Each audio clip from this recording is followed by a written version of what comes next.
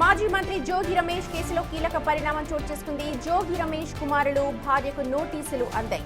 మాచవరం పోలీసులు 41A నోటీసులు అందించినట్లుగా తెలుస్తోంది. జోగి రమేష్ అరెస్టు సమయంలో వైద్య పరీక్షల నిమిత్తం విజయవాడ హాస్పిటల్ కి తీసుకొచ్చిన సమయంలో హాస్పిటల్ అద్దాల ధ్వంసంతో పాటు పోలీసుల విధులకు ఆటంకం కలిగించారు అని అంటూ పోలీసులు కేసు నమోదు చేశారు. ఇప్పుడు ఇదే విషయం పోలీసులు ఆ నోటీసులో పేర్కొన్నట్టుగా మనకు సమాచారం అందుతోంది.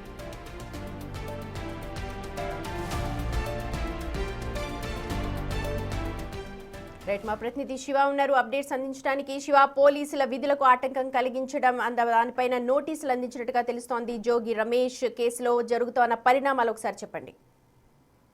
చూసుకుంటే 2 నెలల క్రితం సరిగ్గా జోగి రమేష్ ఆయన సోదరుడు జోగి రాముని నకిలీ మద్యం వ్యవహారంలో ఆయన అరెస్ట్ చేసిన సమయంలో అరెస్ట్ చేసి విజయవాడ కోర్టులో ప్రొడ్యూస్ చేసి ప్రభుత్వ వైద్యశాలకు తరలించే క్రమంలో ప్రభుత్వ హాస్పిటల్ వద్ద ఒక్కసారిగా ఉద్రిక్తత వాతావరణం అద్దాలు ధ్వంసం చేయడం పరిస్థితి కనిపించింది. అప్పుడు పోలీసులు లాఠీ చార్జ్ చేశారు. అయితే ఆ కేసులో జోగి రమేష్ సతీమణి, ఆయన కుమారులు, ఆయన సోదరుడు కుమారులు, పలువురు ఆయన బంధువులు ఉన్నట్టు కూడా పోలీసులకి అప్పుడు ఫిర్యాదులు వచ్చినాయి. అప్పుడు వచ్చిన ఫిర్యాదును బేరేజ్ వేసుకుని కూడా మాచవరం పోలీసులు కుటుంబ సభ్యులపై కేసు నమోదు చేసి దర్యాప్తు చేశారు. వెంటనే ఈ రోజు జోగి రమేష్ సతీమణి, ఆయన ఇద్దరు కుమారులు కూడా 41A నోటీసులు పోలీసు అధికారులు ఇవ్వడం జరిగింది. దీనికి సంబంధించి విధులకు ఆటంకం కలిగించారని చెప్పి ఆసుపత్రి అద్దాలు ధ్వంసం చేయడంతో పాటు విధులకు ఆటంకం కలిగించారనే ఉద్దేశంతో వారికి 41A నోటీసులు ఇచ్చారు. దీనికి సంబంధించి లీగల్ గా కూడా తాము న్యాయంగా పోరాటం అవసరం, అలాగే తమ న్యాయవాది ద్వారా రిప్లై ఇస్తామని చెప్పి కూడా జోగి కుటుంబ సభ్యులు మాచవరం పోలీసులు చెప్పినట్టు తెలుస్తామని సుమతి.